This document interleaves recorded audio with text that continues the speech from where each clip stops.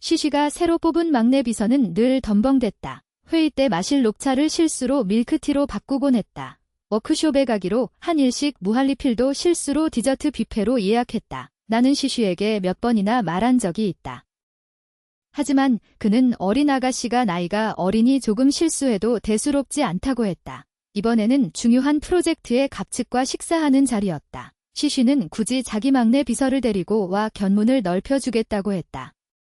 하지만 음식이 나올 때쯤 원래 갑측 입맛에 맞춘 회양 요리는 온데간데 없었다. 그녀가 연유 찍은 작은 찐빵, 옥수수전, 콜라 닭날개, 탕수육으로 바꿔놓은 것이다. 갑측과는 협력을 논의하기로 약속해 두었다. 나는 일부러 7일 전에 비즈니스 레스토랑을 예약했고 모든 요리는 갑측 취향에 맞춰 주문했다. 그런데 막자리에 앉자마자 시시의 막내 비서가 들이닥쳤다. 죄송해요. 제가 늦었네요. 문이 열리자 그녀는 장난스럽게 우리를 향해 눈을 깜빡였다. 취우의 모습을 보고 나는 참지 못하고 미간을 찌푸렸다. 머리에는 양갈래를 묶고 몸에는 레이스 장식이 달린 분홍 원피스를 입고 발에는 크록스를 신고 뒤에는 백팩까지 메고 있었다. 이 차림은 비즈니스 자리에서는 말할 것도 없고 회사 안에서도 드문 차림이었다. 상석에 앉은 천 대표가 영문을 모르겠다는 듯 물었다. 기분은? 어느 집 아인가요? 내가 막 입을 열려는데 취우가 까르르 웃더니 천 대표 옆 의자를 바로 당겨 앉았다. 저 아이 아니에요. 대표님이 천 대표님이시죠? 저는 취우예요. 오래전부터 명성을 들었어요. 그녀는 눈웃음을 지으며 천 대표에게 손을 내밀었다. 내 옆에 시시가 웃으며 말했다. 천 대표, 제 비서입니다. 버릇이 없어진 지 오래라. 이해 부탁드립니다. 시시의 말을 듣자 취우는 눈을 굴리며 작은 소리로 중얼거렸다. 버릇 없는 건 당신이거든. 두 사람이 남을 의식하지 않고 주고받는 모습을 보며 나는 주먹을 꽉 쥐었다. 이게 처음도 아니었다. 천 대표는 사람 좋은 편이라. 취우가 그저 비서라고 해서 그녀의 체면을 깎지는 않았다. 그는 손을 내밀었고 나는 그저 가볍게 악수하는 줄 알았는데 뜻밖에도 취우가 그 손을 붙잡고 놓지 않았다. 천 대표, 저 손금 볼 줄 알아요. 제가 봐드릴게요. 천 대표가 말하기도 전에 취우는 제멋대로 말했다. 어머, 이 운명선이 생명선보다 짧네요. 분명 99까지 사실 거예요. 어머, 결혼선이 꽤 짧으시네요. 그래도 괜찮아요. 대표님 같은 큰 사장님은 어떤 여자든 못 가질 게 없잖아요. 그 말을 듣고 내 얼굴빛이 확 바뀌었다. 그만해 취유. 장난치지 마. 천 대표의 아내는 그가 젊었을 때 병으로 세상을 떠났고 그때 그는 밖에서 일하느라 아내의 마지막 얼굴도 보지 못했다. 그것은 그의 마음속에서 영원히 넘지 못할 고비였다. 함부로 말하지 마. 시시도 그 점을 깨달았는지 드물게 취우에게 심한 말을 했다. 천 대표는 손을 거두고 얼굴이 굳어졌다. 취우는 자기가 실언했다는 걸 조금도 깨닫지 못한 채 입을 삐죽이며 억울하다는 듯 시시를 바라봤다. 식탁 위에는 어색한 침묵이 흘렀다. 그 상황을 보며 나는 어쩔 수 없이 원래 프로젝트를 논의할 때 천 대표에게 드리려 했던 절판 낚싯대를 꺼냈다. 낚싯대를 보자 천 대표의 표정이 그제야 누그러졌다. 천 대표가 낚싯대를 감상하는 동안 나는 작은 소리로 시시에게 말했다. 어떤 자리인데 그녀를 부른 거야? 시시는 입꼬리를 올리고 취우를 바라봤다. 취우는 그냥 견문을 넓히러 온 거야. 그의 모습을 보며 내 마음은 바닥까지 가라앉았다. 아마 본인도 몰랐을 것이다. 그가 취우를 보는 눈빛이 얼마나 다정한지. 나는 시시와 함께한 지 10년이다. 두 사람이 아무것도 없이 지금까지 버텨온 만큼 나는 누구보다 그를 잘 안다. 그의 취우에 대한 방임은 이미 평범한 부하를 넘었다. 이 일을 알게 된 뒤 나는 줄곧 그와 제대로 이야기하고 싶었다. 하지만 최근 회사가 시리즈 B 투자 유치를 준비하느라 나는 정말 바빠서 시간을 낼 수 없었다. 그런데 나는 이렇게 중요한 자리에서 그가 취우를 부를 줄은 몰랐다. 분위기가 막 누그러졌을 때 종업원이 들어와 요리를 올릴 준비를 했다. 코를 찌르는 새콤달콤한 냄새가 풍겨왔다. 그들이 올린 요리를 보며 나는 머릿속이 물음표로 가득 찼다. 꿔바로우, 연유 찍는 작은 찐빵, 옥수수전, 콜라 닭날개, 탕수육. 이 가게는 늘 믿을 만했는데 어떻게 이런 큰 실수를 할 수 있지? 나는 그들의 손을 막았다. 잠깐, 잘못 나온 거 아닌가요?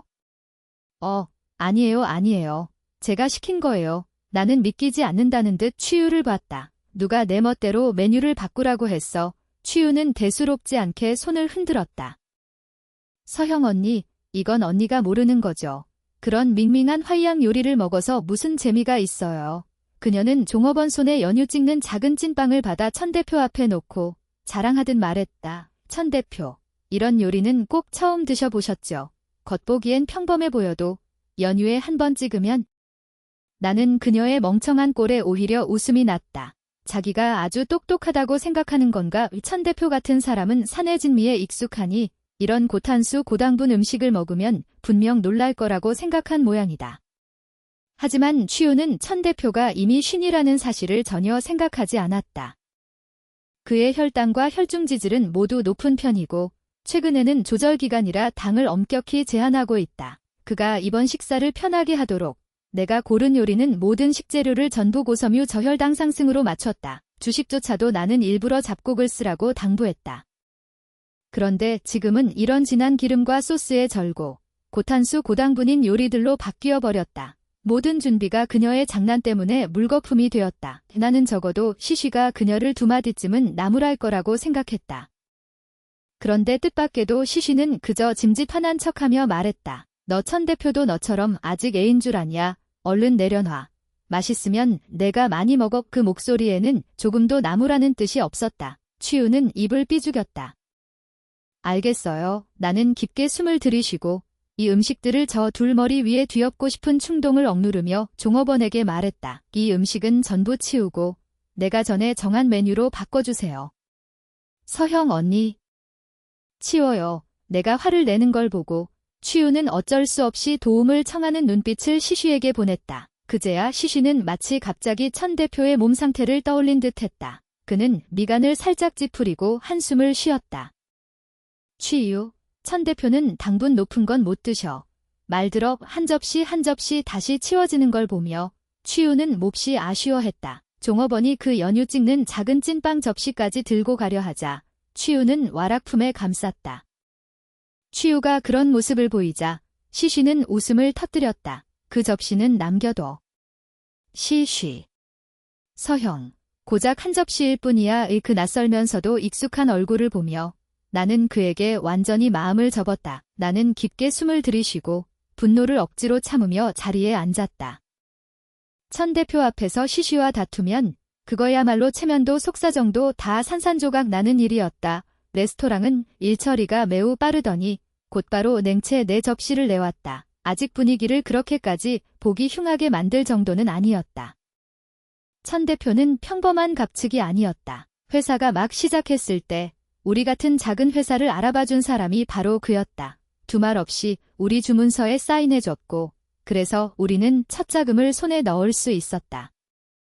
다들 우물물 마실 때 우물 판 사람을 잊지 말라고 한다. 나는 천 대표에게 진심으로 감사하고 또 존경한다. 이번에 회사가 시리즈 B 투자 유치를 하게 되었는데 천 대표는 또 내게 큰 투자자 둘을 소개해줬다. 이 몇 년 동안 나는 그의 취향에 맞춰 적잖은 선물을 보냈고 그의 딸과도 친하게 지냈다. 비록 천 대표가 이미 불쾌해하긴 했지만 그래도 내 체면을 봐서 자리는 계속 이어질 수 있었다. 나는 취우가 전부터 자초한 짓이 이미 한계에 다다랐다고 생각했다. 하지만 우리가 막 프로젝트 이야기를 꺼내자 그녀는 또 연기를 시작할 줄은 몰랐다. 그녀는 백팩에서 백주 한 병을 꺼냈다. 그리고 와인잔을 들어 자신에게 가득 한 잔을 따랐다. 천 대표, 고작 프로젝트 하나잖아요. 그냥 우리랑 계약하시죠. 이렇게 하죠. 제가 먼저 한잔 하겠습니다. 그녀는 잔 속 술을 단숨에 비웠다. 다 마신 뒤 크게 아하고 소리를 냈다. 그러고도 잔을 뒤집어 보이는 걸 잊지 않았다. 나는 놀라 멍해졌다. 여기 있는 사람들은 다 바보가 아니었다. 그녀 잔 속의 이른바 백주는 거품까지 올라오고 있었다. 취우의 행동과 몸짓에 대해 천 대표는 아무 반응도 없었다. 천 대표의 비서는 티나지 않게 그녀를 막아섰다. 그리고 다시 작은 술병 하나를 가져왔다. 비서는 빈틈없이 미소 지었다. 취보조, 우리도 다 밑에서 일하는 사람들인데 천 대표와 프로젝트를 이야기하고 싶으면 먼저 저와 한잔해야 하지 않겠습니까? 그 작은 술병 안에는 방금 순 비서가 따른 백주가 들어있었다. 52도였다. 장향형이었다. 취우는 순간 멍해졌다. 그녀는 방금의 와인잔을 흔들었다. 저 이미 다 마셨는데요. 순 비서가 그녀의 말을 끊었다. 그 잔은 아까 거고 이 잔은 지금 겁니다. 그는 작은 술병을 취우 손에 쥐어줬다. 주량이 그렇게 좋으시니 병째로 들이켜도 문제없겠죠. 천 대표는 여전히 말이 없었고 순 비서의 행동을 묵인하고 있었다.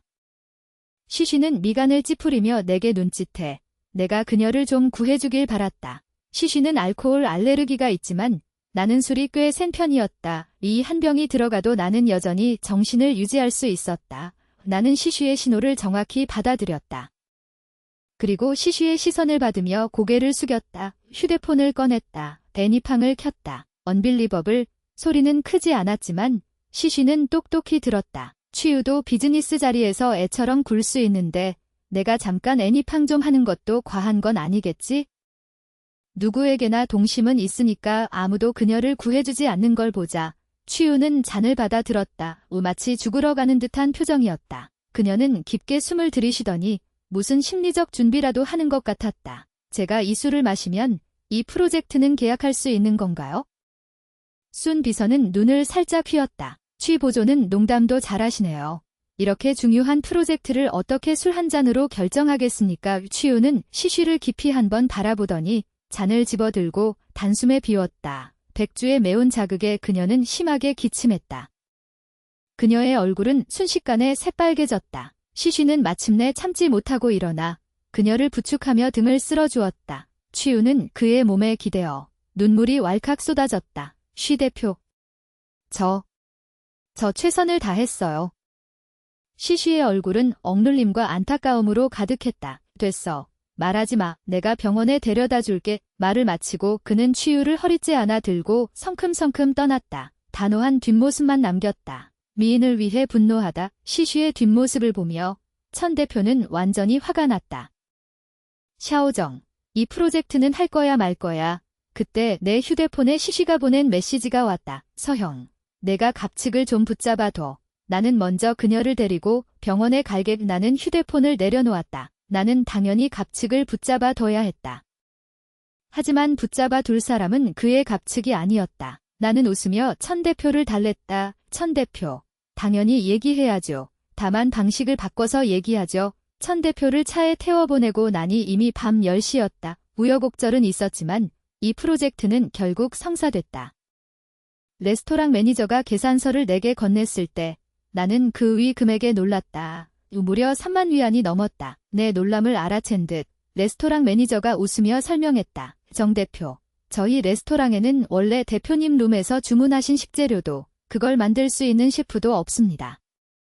오늘 대표님을 위해 서비스한 셰프는 저희가 특별히 급히 모셔온 분입니다. 점심에 메뉴를 바꿀 때 이미 취 여사에게 몇 번이나 확인했습니다. 이미 꺼졌던 분노가 다시 타올랐다. 도대체 누가 취우에게 이렇게 제멋대로 결정할 배짱을 준 거지?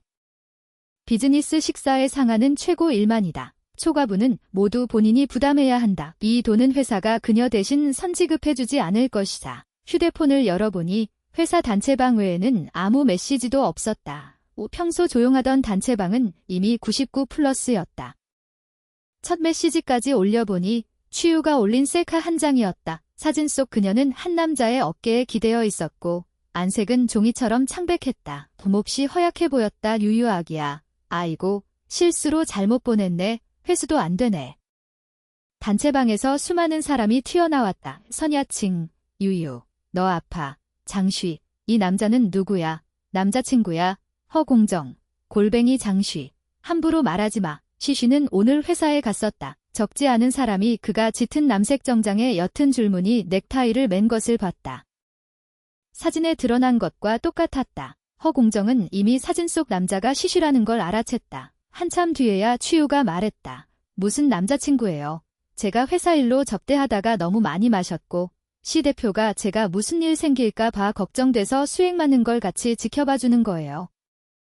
그녀의 말은 순식간에 모두의 가십심리를 불태웠다. 대놓고 말할 수는 없었지만 모두 애둘러 그녀와 시쉬의 관계를 캐물었다. 나는 휴대폰을 끄고 그들이 있는 병원으로 차를 몰았다. 수액실에서 취우는 시쉬를 끌어안고 아이처럼 그의 품에 누워 있었다. 그리고 시쉬의 손은 그녀의 머리 위에 얹어 있었고 그녀가 무슨 말을 했는지 듣고는 유난히 환하게 웃었다. 내 얼굴을 본 순간 시쉬의 웃음은 입가에 굳었다. 그는 감전된 것처럼 취우를 밀어내려 했지만 또 자신의 동작이 정말 너무 도둑이 제 발절인 듯하다는 걸 깨닫고 결국 거기서 굳은 채 꼼짝도 하지 못했다. 취우도 나를 발견했지만 오히려 시쉬를 더 꽉 끌어안았다. 그녀는 억울한 표정으로 내게 말했다. 쉬 대표, 저는 일부러 시 대표가 저를 데려오게 한 게 아니에요. 하지만 저는 술이 약해서 취우의 수법은 그녀가 드러내는 것처럼 저급하고 유치했지만 하필 어떤 스스로 공을 세우고 성공했다고 여기는 남자들에게는 통했다. 나는 입꼬리를 살짝 올리고 의미심장하게 그녀에게 물었다. 술이 약하면 왜 술을 마셔?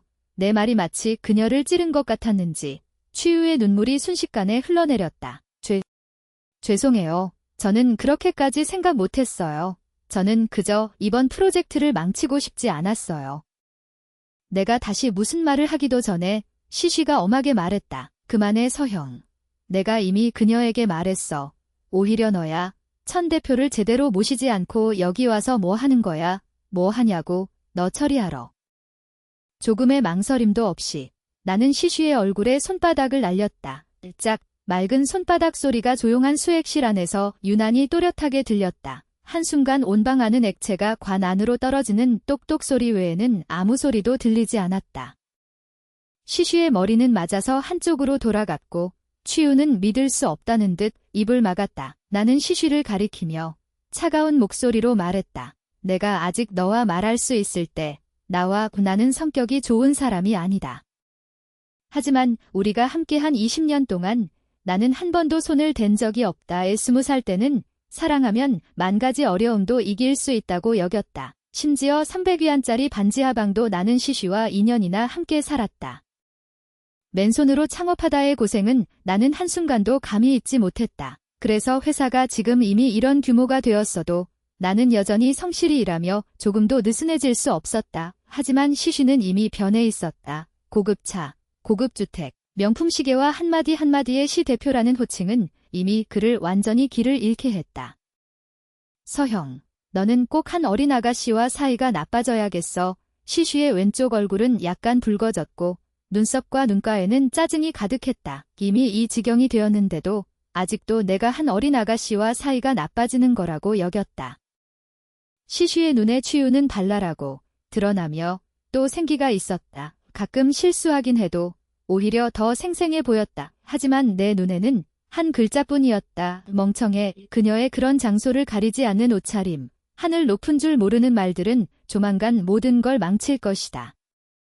그런데 시쉬는 뜻밖에도 이런 사람을 감상하고 용인하고 심지어 끌리기까지 했다. 회사는 장난이 아니다. 이건 한 사람 두 사람의 이익이 아니다. 회사 전체 위아래 4천여 명이다. 나는 시쉬가 회사를 수렁으로 끌고 들어가는 걸 눈뜨고 볼 수 없었다.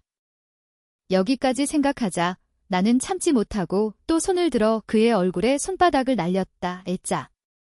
나는 어린 아가씨와 사이가 나쁜 게 아니야. 너와 사이가 나쁜 거야. 시쉬. 오늘 내 행동은 이미 회사의 중요한 프로젝트 협력에 완전히 영향을 줬어. 나는 주주총회를 열어 오늘 내 행동에 대한 처벌을 내릴 거야. 연달아 내게 두 대를 맞자 시쉬도 체면이 서지 않았다. 정서형. 내가 회사가 내 독재라고 생각해. 나는 그저 미리 자리를 떴을 뿐이야. 나는 오히려 주주총회가 이런 작은 일 때문에 나를 처벌할지 보겠어.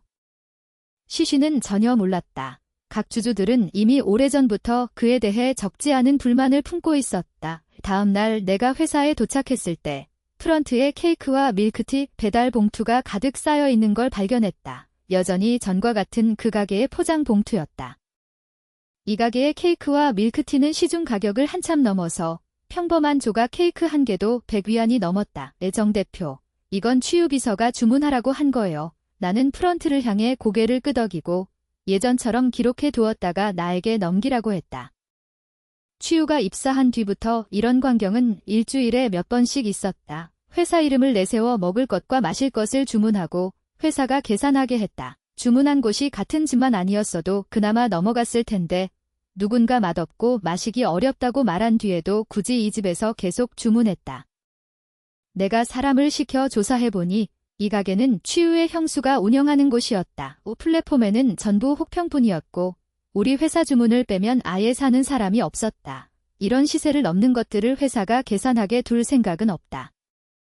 최유는 공금 사적 유용을 했으니 반드시 대가를 치러야 한다. 미리 준비한 서류를 들고 나는 회의실로 들어갔다. 시쉬를 제외하고 주주 36명이 전부 와 있었다. 회의 시작까지 아직 2분 남았고 나는 최대 주주로서 상석에 앉았다. 처음 회사를 세웠을 때는 시쉬의 지분 비율이 나보다 높았다. 하지만 우리는 기업 경영에서 두 가지 다른 방향이었다. 나는 돈은 풀되 권한은 풀지 말자는 입장이었다. 상여금과 배당은 마음대로 줘도 된다. 지분은 반드시 자기 손에 쥐고 있어야 한다. 시쉬는 완전히 달랐다. 회사가 어느 정도 규모를 갖췄을 때 그는 내게 다 같이 창업한 게 쉽지 않았으니 이제 살림이 좀 나아졌으면 형제들에게도 지분을 좀 나눠줘야 한다고 말했다. 그가 회사에서의 발언권을 보장하기 위해 그는 내가 지분 10%를 내놓자고 제안했다. 그는 자기 것이 곧 내 것이라고 말했다. 나는 거절했다. 우리 부모님은 모두 법률 종사자다. 나는 어려서부터 보고 들으며 자랐다. 재산을 대하는 일에서는 나는 늘 아주 분명했다. 다들 돈 이야기를 하면 감정이 상한다고 말한다. 나는 돈을 제대로 이야기하지 못했을 때야말로 더 감정이 상한다는 걸 안다. 그의 것은 그의 것이다. 내 것일 수는 없다. 그의 혈기에 비하면 나는 늘 이성적이었다. 그날 우리는 크게 다투고 불쾌하게 헤어졌다. 이 며칠 지나지 않아 시쉬가 먼저 한 발 물렀다. 하지만 나는 여전히 태도가 단호했다. 결국 시쉬도 방법이 없었다. 이미 밖에 약속해버렸기 때문이다. 그래서 자기 지분을 나눠줄 수밖에 없었다. 그 뒤 투자 유치를 거치며 그의 지분은 다시 한번 희석됐다. 지금 회사 지분 비율은 이미 나보다 한참 낮아졌다. 비서에게 내가 준비한 서류를 나눠주게 했다. 그 서류들 안에는 시쉬의 최근 고액경비 청구서가 있었다. 옷도 최유가 입사한 뒤 케이크와 밀크티를 주문한 총금액도 있었다. 그리고 시쉬가 사적인 일 때문에 빠진 회의와 중요한 접대, 어제 시쉬의 행동 때문에 체결하지 못한 계약도 있었다. 주주들은 볼수록 미간을 더 깊게 찌푸렸다. 정 대표, 무슨 배달을 시켰길래 100만이 넘습니까? 이건 장난 아닙니까? 시 대표는 정말 너무하네요. 천 대표의 체면도 안 세워주고 주주들은 감정이 격해졌다. 나는 웃으며 시계를 바라봤다. 시 대표가 오면 그때 이야기하죠. 회의실은 조용해졌고 서류를 넘겨보는 소리만 들렸다. 한참이 지나서야 문이 마침내 밀려 열렸다. 시쉬는 밀크티 한 잔을 들고 최유와 웃고 떠들며 들어왔다. 우리가 뭐라 하기도 전에 시쉬가 뒤를 향해 손짓하자 여러 사람이 들어왔다. 그들은 말도 없이 탁자 위의 생수를 밀크티로 바꾸려 했다. 최유가 옆에서 장난스럽게 말했다. 여러분 이거 드셔보세요. 정말 맛있어요. 시쉬는 꼬박 15분이나 늦었는데도 조금도 사과할 뜻이 없었다. 주주들의 표정은 제각각이었다. 하지만 그들이 물병을 가져가려 할 때 나이가 많은 쉬 대표가 막아섰다. 쉬 대표가 손을 들어 올리며 희로애락을 드러내지 않고 말했다. 나는 나이가 있어서 이런 건 못 마십니다. 경력이 오래된 쉬 대표가 입을 열자 다른 주주들도 잇따라 거절했다. 분위기가 한동안 좀 어색해졌고 그 보조들은 밀크티를 들고 이러지도 저러지도 못했다. 최유가 입술을 삐죽이며 눈에 눈물을 글썽이고 말했다. 저 또 잘못한 건가요? 많은 사람들 앞에서. 시쉬는 그녀 눈가에 없는 눈물을 닦아주었다. 작게 달래며 말했다. 내 잘못 아니야. 그들이 안 마시면 내가 마실게. 최유는 울다가 웃었다. 두 사람이 아무도 없는 듯 주고받는 애정 행각은 모든 주주를 놀라게 했다. 계속해서 시선이 내게 꽂히는 게 느껴졌다. 내가 그 자리에서 바로 화를 낼지 보려는 것이었다. 하지만 내 반응은 그들 모두를 실망시켰다. 나는 전혀 눈치채지 못한 듯 입가에 여전히 온화한 미소를 머금고 있었다. 시쉬도 내 태도를 알아차렸다. 그는 참고 견디는 성격이 아니었다. 그는 일부러 최유의 손을 잡고 내 앞까지 걸어왔다. 정서형, 내가 자리 잘못 앉았어.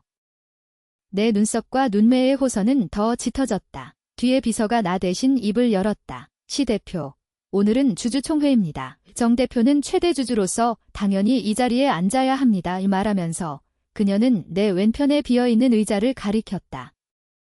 여기가 당신 자리입니다. 그리고 회사 기밀 정보 유출을 막기 위해 주주총회에는 보조의 참석을 금합니다. 시쉬의 얼굴은 붉게 달아올랐다. 그가 막 뭐라고 하려던 때 내가 웃으며 입을 열었다. 시쉬, 모든 주주가 이미 당신을 15분 기다렸어요. 계속 시간을 낭비할 겁니까? 시쉬는 주위를 둘러보고 모두의 표정을 본 뒤에야 마지못해 앉았다. 하지만 그는 끝까지 치유의 손을 놓지 않았다. 치유는 평범한 보조가 아니야. 그의 말에 나는 조금도 개의치 않았다. 그가 평범한 보조인지 아닌지 내가 무슨 상관이람. 그가 치유를 이곳에 데려오고 또 모두 앞에서 대놓고 애정 행각을 벌인 목적은 결국 나를 모욕하려는 것 아닌가. 줄을 가까이 하면 붉어지고 먹을 가까이 하면 검어진다. 그 수단이 유치해서 웃음이 날 정도였다. 모두가 자리에 앉은 뒤 비서는 내가 준비한 서류도 시쉬에게 한 부 건넸다. 나는 마이크를 두드리고 엄숙하게 말했다. 이번 주주총회는 시쉬의 권한 사유화, 회사 자원 소모, 회사 이익 침해를 겨냥한 것입니다. 쾅. 내가 말을 마치기도 전에 시쉬는 서류를 탁자 위에 3개 내던졌다. 마치 내가 그를 모함한 것처럼 경로하며 벌떡 일어났다. 정서형, 무슨 헛소리를 하는 거야. 그의 분노를 마주하고도 나는 얼굴빛 하나 바꾸지 않고 말했다. 아마 여러분도 이미 소문은 들으셨겠죠. 천 대표는 다음 분기에 우리 회사와 재계약하지 않을 겁니다. 내 말이 나오자마자 술렁임이 일었다. 천 대표도 우리 오랜 고객인데 어째서 재계약을 안 한다고 하면 바로 안 하는 겁니까? 나는 더 이상 말하지 않고 대신 영상 하나를 틀었다. 어제 레스토랑의 화면이 프로젝터에 나타났다. 영상에는 치유가 탄산수 한 잔을 들고 와 건배를 권하는 전 과정이 선명하게 찍혀 있었다. 심지어 소리까지도 또렷하게 기록돼 있었다. 영상 속 치유의 행동을 보며 절반의 주주들이 얼굴을 굳혔다. 그녀의 행동은 완전히 고객을 존중하지 않는 것이었다. 천 대표가 그 자리에서 바로 퇴장하지 않은 것만 해도 성격이 좋은 편이었다. 그들 같은 직위의 사람이라 해도 을측 회사의 이런 모욕은 견디지 못한다.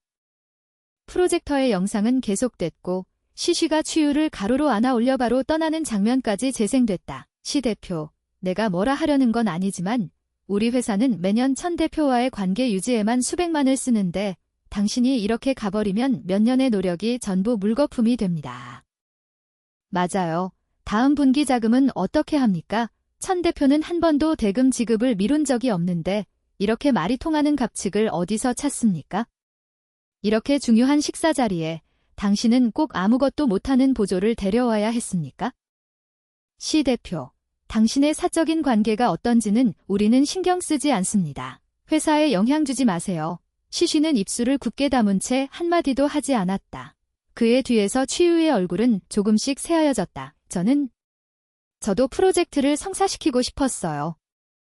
나는 탁자를 두드려 모두에게 조용히 하고 다음 영상을 보라고 했다. 하지만 내가 영상을 틀기도 전에 내 손목이 시쉬에게 붙잡혔다. 그는 사납게 나를 향해 말했다. 정서형, 너 너무 지나치지 마. 너는 그냥 치유가 너보다 젊고 예뻐서 질투하는 거잖아. 나는 이미 너에게 나와 치유 사이에는 아무것도 없다고 했어. 내가 계속 이러면 우리는 헤어져. 시쉬는 내 눈을 뚫어지게 바라봤다. 그는 헤어지자는 말을 꺼내면 내가 분명 두려워하고 당황할 거라고 생각했다. 하지만 내 눈에는 아무런 흔들림도 없었다. 시 대표, 당신은 원래 이렇게 공사 구분을 못합니까? 내 말을 듣고 시쉬는 멍해졌다. 나는 그의 손을 뿌리치고 이어서 영상을 재생했다.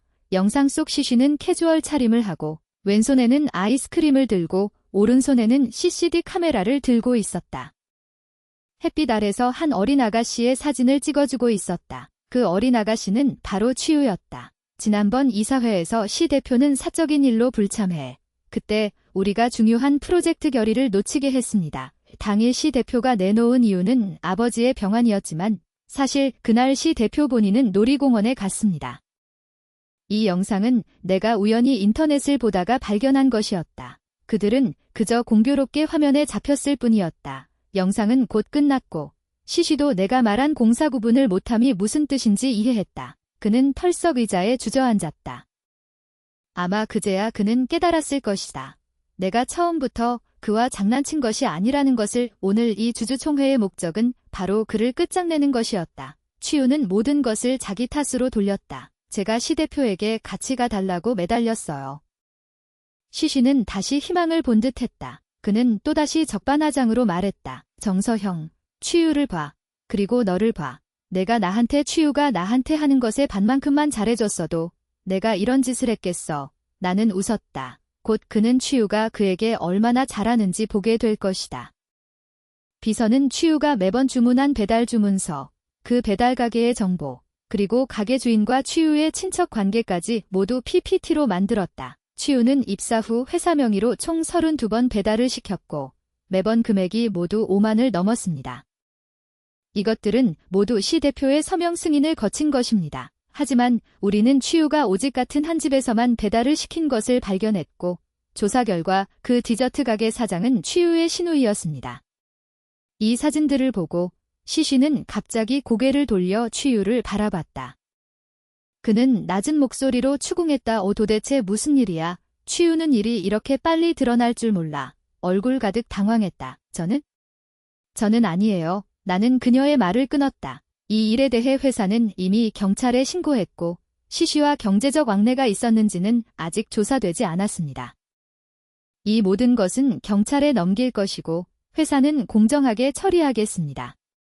지금 시시의 회사 이익 침해는 이미 사실로 확정됐습니다. 저는 경찰 조사 결과가 나오기 전까지 직무정지를 제안합니다. 예전 규칙대로 익명투표입니다.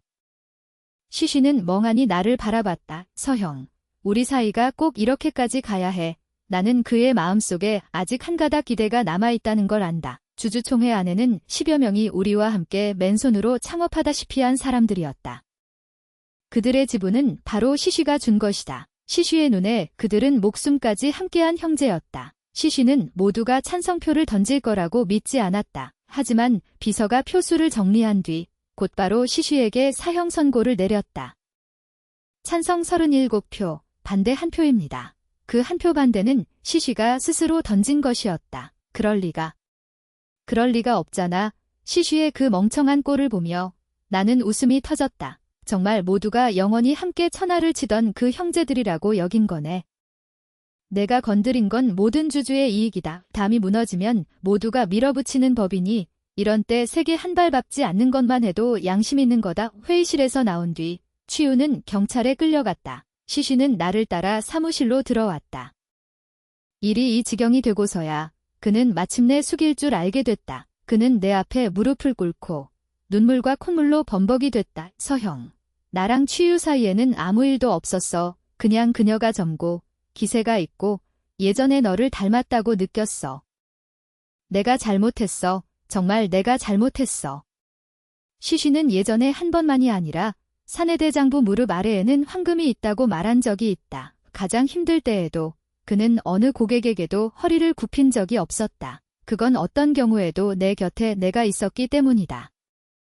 그가 굽히기 싫어한 허리는 내가 굽혔다. 그가 하기 싫어한 사과는 내가 했다. 지금 그는 내 용서를 구하려고 땅에 무릎 꿇고 통고까지 할 수 있다. 하지만 그가 잘못을 안 걸까? 아니다. 그는 내가 없는 길이 얼마나 걷기 힘든지 깨달았을 뿐이다. 나는 휴대폰을 꺼내 한 계정을 열었다. 이건 취우가 만든 부계정으로 그녀의 연애 일기를 기록한 것이다. 글을 올리기 시작한 뒤 지금까지 시간이 길지 않아 고작 석 달이다. 사실 나는 아주 일찍부터 시시와 그녀 사이의 비정상을 발견했다.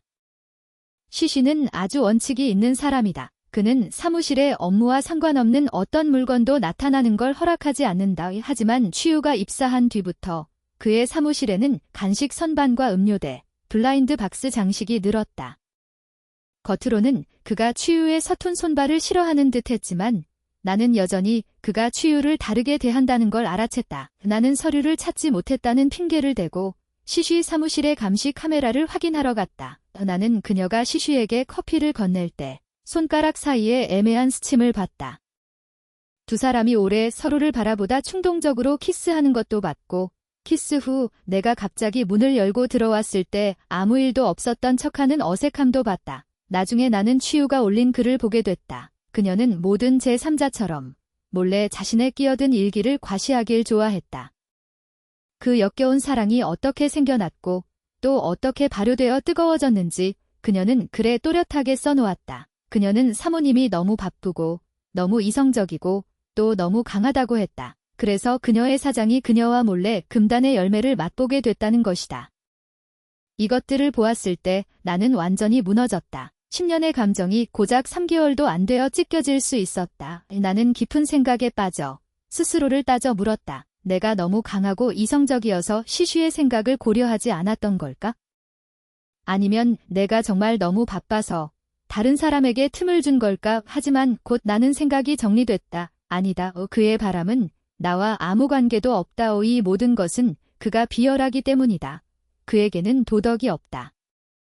책임감도 없다. 가치관이 뒤틀려 있다. 유혹을 이겨내지 못한다. 오만하고 또 우습다. 나는 맨손으로 창업하다가 조강지처를 벌이는 상인들을 수도 없이 봤다. 설령 일이 커져도 남자에게는 본질적으로 아무 영향도 없다.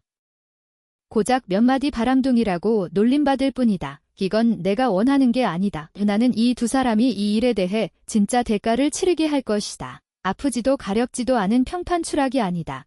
그래서 나는 일부러 치유가 파고들 틈을 남겨뒀다. 투자 유치로 바쁘다는 핑계로 그녀의 행동을 못 본 척했다. 일부러 그녀의 욕심을 키웠다. 그리고 결정적인 순간에 한 번에 끝내버렸다. 치유가 올린 글을 보며 시쉬의 손가락이 떨렸다. 그는 내 성격을 안다. 바로 그렇기 때문에 그는 자신이 이미 완전히 퇴장했다는 걸 안다. 그가 떠나기 전 나는 끝내 참지 못하고 그에게 2번 뺨을 때렸다. 하지만 이 게임은 아직 끝나지 않았다. 치유는 공금 사적 유용이 확인됐고 게다가 금액도 거대했다. 시쉬는 서명자로서 역시 책임에서 벗어날 수 없었다. 회사는 그들 두 사람을 상대로 소송을 제기했다. 시쉬가 직무 정지된 뒤부터 회사의 모든 일은 내가 결정했다. 그동안 시쉬는 사적으로 그와 관계가 괜찮은 주주들에게 연락했다. 이런 지경이라 해도 시쉬의 손에는 여전히 15%의 지분이 쥐어져 있었다. 회사 전망은 매우 좋았고 투자 유치가 순조롭다면 훗날 상장할 가능성도 있었다.